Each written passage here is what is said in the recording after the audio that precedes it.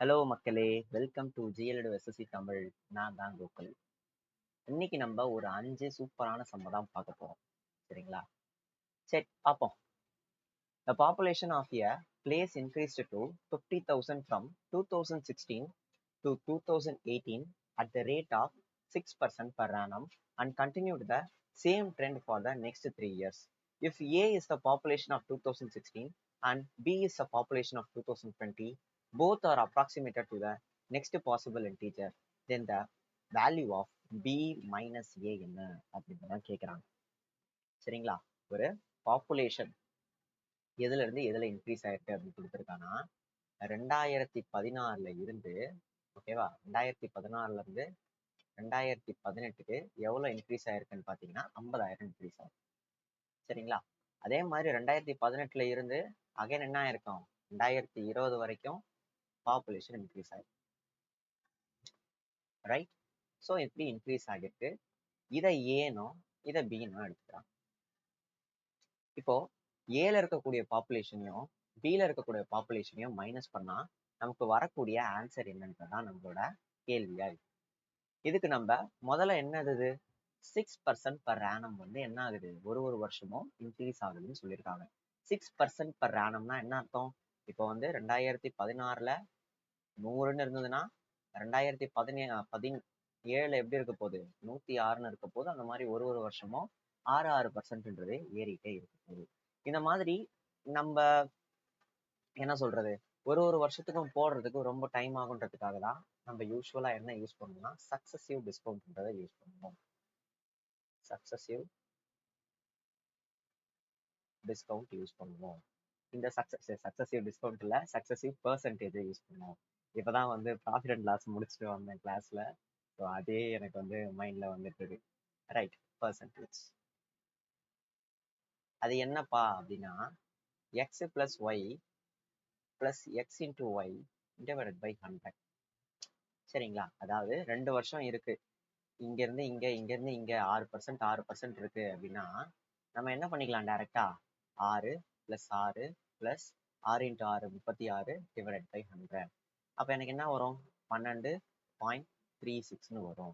So ஏல இருந்து அதாவது 2016 இருந்து 2018 எனக்கு எவ்வளவு இன்க்ரீஸ் ஆயிருக்கும் 12.36% இன்க்ரீஸ் ஆகிருக்கும். அதே மாதிரி 2018 இருந்து 2020 நடுவில் பார்த்தீங்கன்னா 2 வருஷம் இருக்குல்ல, அதுக்கும் சக்சஸிவ் எடுத்தோம் 12.36% இன்க்ரீஸ் ஆகிருக்கும். சரிங்களா? அவன் என்ன கொடுத்துருக்கான் 2018ஓட பாப்புலேஷன் கொடுத்துருக்காங்க இன்க்ரீஸ்டு 2. சரியா? ஸோ அதனால இங்க 50,000 கொடுத்துருக்கான். என்ன கொடுத்துருக்கான் 50,000 கொடுத்துருக்கான். நெக்ஸ்ட் நம்ம இதுல முக்கியமான விஷயம் பார்க்க வேண்டியது என்னன்னா இப்போ 12.36 இருக்கு. நான் அதை சிம்பிளா ஒரு ரேஷியோல எழுத போறேன். சார் அதை எப்படி சார் ரேஷியோல எழுதுறது அப்படின்னு கேட்டீங்கன்னா ரொம்ப சிம்பிள் தாங்க. நான் ஒரு அப்ராக்சிமேஷன் பண்றேன். அப்ராக்சிமேஷன் என்ன பண்றேன்றத பாருங்க. 12.36 இருக்கு. எனக்கு 1/8ஓட வேல்யூ 12.5ன்னு தெரியும். ஸோ நான் என்ன பண்றேன்னா வளைஞ்சிருச்சு. நான் என்ன பண்றேன் ஒரு சின்ன அப்ராக்சிமேஷன்ன்றதை மேற்கொள்றேன். ஸோ அப்போ நான் என்ன பண்றேன் இந்த 12.36 அப்ராக்சிமேட்டா நான் 1/8ன்னு எழுதுறேன். அப்படி 1/8ன்னு எழுதுனேன்னா என்ன அர்த்தம்? எனக்கு 8ன்றது ஸ்டார்டிங் பாப்புலேஷன், ஒரு பார்ட்ன்றது இன்க்ரீஸ் ஆகுது. ஸோ இனிஷியல் 8 பார்ட் இருந்திருக்கு, அதுக்கப்புறம் 9 பார்ட்டா மாறிருக்கு. இந்த மாதிரி என்னால எழுத முடியும். கரெக்டா? ஸோ நான் அப்ப என்ன பண்ணிப்பேன் ஸ்டார்டிங்ல என்னது 2016ல 8 பார்ட் இருந்திருக்கு, 2018ல 9 பார்ட் ஆயிடுச்சு. அதே நான் இங்கேயும் எழுதுவேனா 2018ல 8 பார்ட் இருந்திருக்கு, 2020ல 9 பார்ட் இருந்திருக்கு. நான் இந்த ரேஷியோல இந்த மாதிரி நமக்கு கொடுத்துருந்தாங்கன்னா ஒன்று நம்ம எல்சிஎம் எடுத்து காமனா 72 எடுத்து போடலாம். சப்போஸ் உங்களுக்கு தெரியல அப்படின்னா பக்கத்துல என்ன பண்ணுங்க, பக்கத்துல என்ன நம்பர் இருக்கோ அதையே போட்டுக்கோங்க. இந்த பக்கத்துல என்ன நம்பர் இருக்கோ அதையே போட்டுக்கோங்க. இப்போ போட்டுக்கிட்டீங்கன்னா உங்களுக்கு என்ன தெரியும், அது கொஞ்சம் அழிச்சுக்கிறேன். என்ன இருக்கும் 64 பார்ட்டு, இது ஒரு 72 பார்ட்டு, இது ஒரு 81 பார்ட்டு. இப்போ 2016ல எவ்வளவு பாப்புலேஷன் 64 பார்ட் இருந்திருக்கு, 2018ல 72 பார்ட் இருந்திருக்கு, 2020ல 81 பார்ட் இருந்திருக்கு. அவன் கேட்கறது என்ன பி மைனஸ் ஏ தான். ஸோ நான் ரெண்டுத்தையுமே மைனஸ் பண்றேன். ரெண்டு பார்ட்டையும் மைனஸ் பண்ணா எனக்கு என்ன கிடைக்கும் 17 பார்ட்ன்றது கிடைக்கும். 17 பார்ட்டு. சரியா? ஓகே, 17 பார்ட்ன்றது எனக்கு தெரிஞ்சிருச்சு. ஆல்ரெடி எனக்கு தெரிஞ்ச வேல்யூ என்ன, இந்த 72 பார்ட் தான். இந்த 72 பார்ட் தான் 50,000 சொல்லிட்டாங்க. கரெக்டா? 72 பார்ட் தான் எவ்வளோ? 50,000. அப்போ 17 பார்ட் எவ்வளோ நம்ம கண்டுபிடிச்சிட்டா போதும். ஓகேவா? ரஃபா ஓரளவுக்கு அப்ராக்சிமேட்டா ஆன்சர் வரும். சரி, ஓகே. நம்ம என்ன பண்ணிக்கலாம்? 50,000னா வந்து 85,000 டிவைடட் பை 72 பண்ணலாம். இதை வந்து தனியா இப்படி எடுத்து போட்டுக்கோங்க, எந்த பிரச்சனையும் இல்லை. 85,000 72 1 72 3 1 ஒரு 0 எத்தனை டைம்ஸ் வரும்? 2 டைம்ஸ் வராது. ஸோ 1 டைம்ஸ் தான் வரும். 1-1ல எது ஸ்டார்ட் ஆகுதுன்னு பாருங்க. 1-1ல இது ஸ்டார்ட் ஆகல, 1-1ல இது ஸ்டார்ட் ஆகல, இதுவும் ஸ்டார்ட் ஆகல. இது ஒன்னே ஒன்று தான் ஸ்டார்ட் ஆகுது. இந்த டிவிஷன் வந்து உங்களுக்கு கஷ்டம்னு தோணி இருக்கும், ஆனா அது கஷ்டம் கிடையாது, ஈஸி தான். சரியா? 11680 தான் நம்மளோட ஆன்சர். நெக்ஸ்ட் இருக்கக்கூடிய சம் பார்ப்போம். Triangle geometry. ஓகே, இப்போ ஒரு ட்ரையாங்கிள் எடுத்துக்கிறாங்க. ஒரு ட்ரையாங்கிளை வரைஞ்சிப்போம். வேற கலர்ல வரையலாமா? நல்ல கலர்ல வரைவோம். ஒரு ட்ரையாங்கிள். சரிங்களா? கொஞ்சம் பெருசா போடுவோம். ஓகே, ஒரு ட்ரையாங்கிள் இருக்கு. இந்த ட்ரையாங்கிள் என்ன அப்படின்னா H, ரெட்டு வந்து சரியா தெரிய மாட்டுது, அதுக்கப்புறம் கமெண்ட்ல என்ன திட்டுவீங்க, அதனால நான் இப்பயே மாத்திடுறேன். இந்த கலரே பெட்டர். H J K அப்படின்ற ஒரு ட்ரையாங்கிள் இருக்கு. ஹெச்சும் ஜேவும் என்னது? ரெண்டுமே ஈக்குவலா இருக்கு. HJவும் HKவும் ஈக்குவலா இருக்கு. ஜின்றது என்னது? ஒரு பாயிண்ட்னு சொல்றாங்க. G is a point on HJ. Okay. Such that HG is equal to GK. HGன்றது என்னது? HGன்றது இந்த இங்க இருக்கக்கூடிய இந்த ரெண்டு பாயிண்ட் தான். இது எதுக்கு ஈக்குவலா இருக்கும்னா GKக்கு ஈக்குவலா இருக்கும்னு சொல்றாங்க. ஓகேவா? GKக்கு ஈக்குவலா இருக்கும்னு சொல்றாங்க. அதே மாதிரி JKக்கும் ஈக்குவலா இருக்கும்னு சொல்றாங்க. சரியா? இப்போ ஒரு ஐசோஸ்கெலஸ் ட்ரையாங்கிள் ரெண்டு சைடு ஈக்குவலா இருக்கு. ரெண்டு சைடு ஈக்குவலா இருக்கு அப்படின்னா உங்களுக்கு என்ன ஆகும்? அதோட கரஸ்பாண்டிங் வெர்டிசஸ் இதுவும் இதுவும் உங்களுக்கு ஈக்குவலா இருக்கும். அதாவது ஆங்கிள் வந்து ஈக்குவலா இருக்கும். ஸோ அதே தான் நம்ம இங்கேயும் யூஸ் பண்றோம். இங்க நீங்க நல்லா பாத்தீங்கன்னா தெரியும், இது ரெண்டுமே எப்படி இருக்கு? ஈக்குவலா இருக்கு. ஸோ இங்க தீட்டானா இங்கேயும் என்ன வரும்? தீட்டான் தான் வரப்போகுது. சரியா? ஓகே, இப்போ அடுத்து நம்ம என்ன பண்றோம்னா எக்ஸ்டீரியர் ஆங்கிள் பார்க்குறோம். அதாவது இங்க எழுதுறேன், ஒரு ட்ரையாங்கிள் இருக்கு. ஒரு ட்ரையாங்கிள் இருக்கு. எக்ஸ்டீரியரா இந்த ஆங்கிள் வேணும்னா நான் இந்த ரெண்டு ஆங்கிளையும் ஆட் பண்ணா போதும். Alpha beta. ஸோ இந்த ஆங்கிள் வேணும்னா ஆல்ஃபா பிளஸ் பீட்டான்னு போட்டா போதும். அதுதான் நான் இங்கேயும் போடுறேன். இங்க ஒரு டீட்டா, இங்க ஒரு டீட்டா. அதை நான் ரெண்டுத்தையுமே சேர்த்து நான் என்ன பண்ணிடுவேன்? 2 தீட்டான்னு போட்டுருவேன். இங்கேயும் பாருங்க, இதுவும் ஒரு ஐசோஸ்கெலஸ் ட்ரையாங்கிள் தானே. அப்ப நான் இங்கேயும் என்ன இருக்கும்? 2 தீட்டான்னு இருக்கும். இப்போ நீங்க இந்த பெரிய ட்ரையாங்கிள் பாருங்க, இந்த பெரிய சைடை பாருங்க. உங்களுக்கு என்ன சொல்லிட்டேன்? HJவும் சரி HKவும் சரி இந்த சைடுன்றது ஈக்குவல் சொல்லிட்டேன். அப்ப என்ன அர்த்தம்? இதுவும் ஒரு ஐசோஸ்கெலஸ் ட்ரையாங்கிள் தான். ஐசோஸ்கெலஸ் ட்ரையாங்கிள்னா இங்க 2 தீட்டானா இந்த மொத்தமும் 2 தீட்டாவா தான் இருக்கும். ஆல்ரெடி ஒரு தீட்டா இங்க இருக்கு. ஸோ அதனால நான் இங்க என்ன பண்றேன்? இன்னொரு தீட்டாவை போட்டுக்கிறேன். ஓகேவா? இப்போ கேட்கறது என்னது? 2/3 of angle HGK plus angle GKJ. இதுதான் நம்ம கேட்குறாங்க. முதல்ல HGK எங்க இருக்குன்னு பார்ப்போம். HGK அதாவது இந்த ஆங்கிள் தான் கேட்குறாங்க. இது ஒண்ணு. ஓகேவா? இதை நம்ம எக்ஸ்ன்னு எடுத்துப்போம். GKJ கேட்குறாங்க. நெக்ஸ்ட் GKJ தீட்டா என்னன்னு கேட்குறாங்க. ஸோ எக்ஸ் பிளஸ் தீட்டா 2/3 இருக்கு. அதனால 2/3 பண்ணிடும். இதுதான் நமக்கான ஆன்சரா இருக்க போகுது. எக்ஸோட வேல்யூ கண்டுபிடிக்கிறதுக்கு முன்னாடி நம்ம தீட்டாவோட வேல்யூ கண்டுபிடிச்சிடலாம். அதாவது இதை ஒரு குட்டி ட்ரையாங்கிளா எடுத்துக்கோம். சரியா? இது ஒரு ட்ரையாங்கிள். ட்ரையாங்கிள்குள்ள இருக்கக்கூடிய இன்டீரியர் ஆங்கிள் எல்லாத்தையும் ஆட் பண்ணா எனக்கு 180 டிகிரி வரும். இதை நான் மூணுத்தையும் ஆட் பண்றேன், எனக்கு 5 theta. 5 theta is equal to 180 degree. அப்போ தீட்டாவோட வேல்யூ என்னவா வரும்? 36 டிகிரின்னு வருமா? எஸ், 36 டிகிரின்னு வந்துச்சு. நான் எனக்கு என்ன கண்டுபிடிச்சிட்டேன், தீட்டாவோட வேல்யூ 36 டிகிரின்னு கண்டுபிடிச்சிட்டேன். இப்போ அடுத்து இதை பாருங்க, இது ஒரு தீட்டா, இது ஒரு தீட்டா, இந்த ஒரு ட்ரையாங்கிள் எடுத்துக்கோங்க. சரிங்களா? இது ஒரு தீட்டா, இது ஒரு தீட்டா. 36 into 2 72. 180 minus 72 என்னப்பா வரும்? 180 minus 72. which means என்ன சொல்ல வரேன்னா, மூணு ஆங்கிளையும் ஆட் பண்ணா எனக்கு என்ன வரப்போகுது, 180 டிகிரி தான் வரப்போகுது. அதனால நான் என்ன பண்றேன், இது எல்லாத்தையுமே ஆட் பண்றேன். 1 2 3. X plus theta plus theta is equal to என்னது, 180 degree. 2 theta is equal to 180 degree. 2 தீட்டாவோட வேல்யூ, தீட்டாவோட வேல்யூ 36னா 2 தீட்டாவோட வேல்யூ 72. அப்போ 180 மைனஸ் 72ன்றது எனக்கு என்ன வரப்போகுது, 108ன்னு வரப்போகுது. அதுதான் எக்ஸோட வேல்யூ. சரிங்களா? ஸோ எக்ஸோட வேல்யூவும் எனக்கு தெரிஞ்சிருச்சு, அதே மாதிரி தீட்டாவோட வேல்யூவும் தெரிஞ்சிருச்சு. நான் டைரக்டா என்ன பண்றேன், ஆட் பண்றேன். ஆட் பண்ணா எனக்கு என்ன வரும், 144ன்னு வருமா? எஸ். 2 டிவைடட் பை 3 கேன்சல் பண்ணலாம். கேன்சல் பண்ணோம் அப்படின்னா எனக்கு ஒரு 4 டைம்ஸ், இது ஒரு 8 டைம்ஸ். 48 into 2ன்றது 96 டிகிரின்னு வரும். 96 டிகிரி தான் என்னோட ஆன்சர். ஐயோ, அடுத்த சம்முக்கு இடம் இல்லாம போயிடுச்சே. சரி, ஓகே, இதை அழிச்சிருவோம். வேணா பாஸ் பண்ணி பார்த்துக்கோங்கப்பா.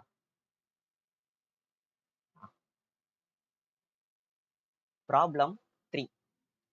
Race. Okay. PQ take part in a 400 metre race. அதாவது ஒரு 400 மீட்டர் ரேஸ்ன்றத கலந்துக்கிறாங்க. P runs at 12 kilometre per hour. Pன்றவன் என்ன பண்றான், Pயோட ஸ்பீடுன்றது 12 kilometre per hour. Metre per second வேணா மாத்திக்கலாம். P gives Q a start of 20 meter and still beat him by 13 seconds. அதாவது Pன்றவன் என்ன பண்றான், Pன்றவன் என்ன பண்றான், Qக்கு ஒரு 20 மீட்டர் ஸ்டார்ட் கொடுக்குறான். அதாவது நீ ஓடிக்கப்பா, 20 மீட்டர் ஓடு, நான் அதுக்கப்புறம் நான் ஓடிக்கிறேன் அப்படின்னு சொல்றான். அப்படி சொல்லியும் Qன்றவன் என்ன பண்றான், 13 செகண்ட் பின்தங்கி தான் இருக்கான். இதை நம்ம எப்படி எழுதலாம்னு பாருங்க. Qக்கு தான் அந்த ரேஸை முடிக்கிறதுக்கு டைம்ன்றது அதிகமாகும். கரெக்டா? ஏன்னா P ஈவந்தோ என்னதான் கம்மியான மீட்டர் ஓடி இருந்தாலும் அவன் ஏதோ ஸ்பீடு கம்மி போல, அதனால 13 செகண்ட் அவனுக்கு லேட் ஆயிருக்கு. ஸோ அதனால நான் இப்படி எழுதிக்கிறேன், Qவோட டைமு மைனஸ் Pயோட டைம். இந்த ரெண்டுத்தையுமே நான் மைனஸ் பண்ணா எனக்கு 13 செகண்ட்ன்றது வரும். கரெக்டா? ஏன்னா 400 மீட்டர், அதாவது இந்த லைனை கிராஸ் பண்றதுக்கு Qக்கு ஒரு சர்டைன் டைம் இருந்ததுன்னா அதை விட கம்மியா Pக்கு எடுத்துருப்போம். அது எவ்வளவு கம்மியான்னு பாத்தீங்கன்னா 13 செகண்ட்ஸ் தான். அதுதான் இதோட மீனிங். ரைட்? ஸோ Qவோட அந்த Qவோட டைம்ன்றது என்னது, time is equal to distance by ஸ்பீடா. டிஸ்டன்ஸ் எவ்வளோ, Q எவ்வளோ தூரம் ஓடி இருப்பான், 380 மீட்டர் தான் ஓடி இருப்பான். ஸோ 380 டிவைடட் பை Tயோட, அதாவது Qவோட ஸ்பீடை நம்ம என்ன எடுத்துக்கலாம்னா எக்ஸ்ன்னு எடுத்துக்கலாம். மைனஸ் P எவ்வளோ, 12 கிலோமீட்டர் பர் ஹார். இங்க எல்லாமே செகண்ட் மீட்டர் இருக்கிறதுனால நம்ம என்ன பண்ணிப்போம் அப்படின்னா மீட்டர் பர் செகண்ட் எடுத்துப்போம். நான் என்ன MPH எழுதி வச்சுக்கிறேன், கிலோமீட்டர். ஓகே, கேவை விட்டுட்டேன், kilometre per hour. So 12 into 5 divided by 18 எனக்கு என்ன கிடைக்கும், 2 divided by 3 which is 10 divided by 3ன்னு கிடைக்கும். ஓகேவா? 10 divided by 3ன்னு கிடைக்கும். அதை நான் என்ன பண்ணிக்கிறேன்னா போட்டுக்கிறேன். P எவ்வளோ தூரம் ஓடி இருப்பான், 400 மீட்டர் ஓடி இருப்பான். So 400 divided by 10, denominator numerator, into 13 second. இப்போ 1200ன்னு வந்திருக்கும். கேன்சல் பண்ணோம் அப்படின்னா 120 அந்த பக்கம் போச்சுன்னா என்னது, +120 மாறிடும். அப்போ 120 + 13 133 மாறிடும். 133. அப்போ 380 divided by x is equal to 133னா எக்ஸோட வேல்யூ என்னப்பா வரும், இப்போ 330 divided by 133. இதை நம்ம எடுத்தாகணும். 330. அதுக்கு முன்னாடி நம்ம என்ன பண்ணிப்போம் அப்படின்னா, இது மீட்டர் பர் செகண்ட்ல இருக்கு, இங்க எல்லாமே கிலோமீட்டர் பர் ஹார்ல இருக்கு. கரெக்டா? அப்போ கிலோமீட்டர் பர் ஹார்ல மாத்தணும் அப்படின்னா 18 divided by 5 பண்ணாலே போதும். அதுக்கு முன்னாடி நம்ம இங்க ஏதாவது கால்குலேஷன் மிஸ்டேக் பண்ணிருக்கோமான்றதை பார்த்துக்கணும். அது ரொம்ப முக்கியம். ஏன்னா நான் நிறைய தப்பு பண்றேன். 120 13 133 கரெக்டாக தான் போட்டிருக்கேன். சரி, ஓகே. 5ஆல கேன்சல் பண்ணோம் அப்படின்னா நம்ம கிடைக்கக்கூடியது எவ்வளோ வரப்போகுது, 70 இது ஒரு 376 வரும். 76, இது ஒரு 133. 133னா எந்த டேபிள்ல போவோம்? 19 டேபிள்ல போகுமா? கண்டிப்பா வந்து போவோம். கரெக்டா? எத்தனை டைம்ஸ் போவோம்? 7 டைம்ஸ் போவோம். இது ஒரு 4 டைம்ஸ் போகும். இது ரெண்டுத்தையும் மல்டிப்ளை பண்ணா எனக்கு கிடைக்கக்கூடியது 72. 72 டிவைடட் பை 7 எவ்வளவு வரப்போகுது? 10, 2, புள்ளி வச்சு ஒரு 0, 2. 10.2 எங்க இருக்கு? 10.29. ஸோ ஆப்ஷன் டி தான் என்னோட ஆன்சர். இது இந்த இந்த இது பண்றதுக்கு கொஞ்சம் கடுப்பா இருக்கும், புரியுது. பட் வேற வழி இல்லை, நம்ம இந்த மாதிரி தான் பண்ணி ஆகணும். பிகாஸ் இது எல்லாமே கொஞ்சம் கால்குலேட்டிவான சம் தான். ஓகேவா? ஈஸியான சம் எதுவுமே நான் எடுத்துட்டு வரல. The ring area. Okay. Akshay places 3 identical rings of diameter 21 centimeter in such a manner that each one touches the other 2 rings. He observes that there is a space enclosed by the circle. What is the area of this portion? அப்படின்னு கேக்குறாங்க. See, இது வந்து எஸ்எஸ்சில நிறைய வாட்டி கேட்டிருக்காங்க. அந்த some தான் என்ன பண்ண போறோம்னா இப்ப பார்க்க போறோம். நிறைய வாட்டி கேட்டிருக்காங்கலாம் இல்ல, ஒரு எத்தனை வாட்டி கேட்டிருப்பாங்க? ஒரு 3 தடவை கேட்டிருப்பாங்க. நல்ல சம் தான். இப்போ வந்து எனக்கு ஒரு 3 சர்க்கிள் இருக்கு. 3 சர்க்கிள் இருக்கு, எல்லாமே ஒட்டி இருக்குன்னு வச்சுக்கோங்க. நம்ம கிராஃப்லாம் வரையும் தெரியுமா சின்ன வயசுல? ஒன்னா ஒட்டல அப்படின்னா இப்படி ஒரு கோடை போட்டு ஒட்டி வைப்போம். சரிங்களா? ஸோ 3 ரிங்குன்றது இருக்கு. 3 ரிங்க்கு நடுவுல இங்க ஒரு குட்டியா ஒரு போர்ஷன் இருக்கு தெரியுமா? இந்த போர்ஷனோட ஏரியா தான் என்னன்னு கேக்குறாங்க. இதை நம்ம கண்டுபிடிக்கணும்னா என்ன பண்ணலாம்? முதல்ல எல்லாத்தோட ரேடியஸை முதல்ல நம்ம பார்ப்போம். ஓகே. ஐயோ, இது என்ன எப்படி போகுது? ஓகே, இதை நான் முதல்ல ஆட்டோமேட்டிக் ஆஃப் பண்றேன். ரைட். ஸோ 21 சென்டிமீட்டர்னு சொல்லிட்டாங்க. 21 சென்டிமீட்டர் டயாமீட்டர் அப்படின்னா இது என்ன வரும்? மொத்தம் இந்த ஈக்குவலன் ட்ரையாங்கிளோட அந்த சைடுன்றது 21 சென்டிமீட்டர்னு வந்துடும். கரெக்டா? இது ஒரு 21, இது ஒரு 21, இது ஒரு 21 வந்துடும். பிகாஸ் இது ஒரு 21 டிவைடட் பை 2, இது ஒரு 21 டிவைடட் பை 2, ரெண்டுத்தையும் ஆட் பண்ணா ஆக மொத்தம் 21 தானே வரும். அதுதானே இது. நீங்க உங்களுக்கு இந்த ஒரு ட்ரையாங்கிளோட ஏரியா, அதாவது நடுவில் இருக்கக்கூடிய போர்ஷனோட ஏரியா உங்களுக்கு தேவை அப்படின்னா இந்த 3 செக்டாரோட ஏரியா முதல்ல நீங்க தெரிஞ்சுக்கணும். 3 செக்டாரோட ஏரியாவை தெரிஞ்சுக்கிட்டு அதை நீங்க இந்த ஈக்குவலேட்டரல் ட்ரையாங்கிளோட மைனஸ் பண்ணிட்டீங்கன்னா உங்களுக்கு என்ன கிடைக்கும்னா அருமையான ஆன்சர்ன்றது கிடைக்கும். இப்போ இந்த 3 செக்டாரோட ஏரியா முதல்ல நான் எப்படி சார் கண்டுபிடிக்கிறது அப்படின்னு கேட்டீங்கன்னா, முதல்ல பாருங்க, இது ஒரு 60, ஈக்குவலேட்டரல் ட்ரையாங்கிள் ஆங்கிள் எல்லாமே 60 தானே. இது ஒரு 60, இது ஒரு 60, இது ஒரு 60னா 180 டிகிரி. 360 டிகிரிக்கு தான் நம்ம என்ன பண்ணியிருப்போம்? 360 டிகிரி தான் வந்து பை ஆர் ஸ்கொயர். ஒரு சர்க்கிள்ல வந்து 360 டிகிரி இருக்கும். அந்த 360 டிகிரி தான் என்னது? Pi r square. இதுவே வந்து 180 டிகிரின்னு வந்ததுன்னா நம்ம என்ன பண்ணுவோம்? Pi r square divided by 2. அதுதான் இந்த கேஸ். ஸோ எனக்கு செக்டாரோட அந்த ஏரியாவை கண்டுபிடிக்கணும்னா நான் என்ன பண்ணுவேன்? Pi r square 1/2 pi r ஸ்கொயர்னு போடுவேன். சரி, நம்ம என்ன பண்ணுவோம்? இப்போ ட்ரையாங்கிளோட ஏரியா எடுப்போம். √3/4 a square minus 1/2 pi r square. இதை நீங்க மைனஸ் பண்ணிட்டீங்கன்னா நடுவில் இருக்கக்கூடிய அந்த இது கிடைச்சிரும். சரிங்களா? சால்வ் பண்ணலாமா? இப்போ வந்து எனக்கு ஏ ஸ்கொயர்ன்றது 21, 21 ஸ்கொயர் இங்கே வந்து 21 ஸ்கொயர் டிவைடட் பை 4னு வரும். அதனால அந்த 21 ஸ்கொயரை காமனாக வெளியே எடுத்துனேன்.